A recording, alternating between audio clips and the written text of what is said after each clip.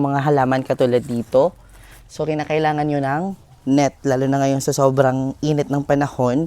Ito ay maganda sa ating garden. So, bumili ako ng dalawang net dito. Ito ay 12 by 4 yung size. Yan. So, pwede itong outdoor, sa garden, sa garahe, at kahit saan. Lalo na ngayon sa sobrang init talaga, mamatay ang ating mga plants. Buti na lang, meron akong shade, UV shade na net. So, maganda ito sa ating mga balcony garden.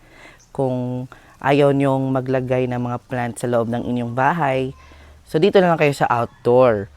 Kasi yung mga plants natin, katulad ng mga house plant, ayaw nila na sobrang init. Kasi, di ba, epiphytic plants, nandun lang sila sa ililim. So, itong mga indoor, kinakailangan na hindi masyadong mainit. So, itong mga shade, siya yung mag-protekta sa ating mga plants. Ito naman po ay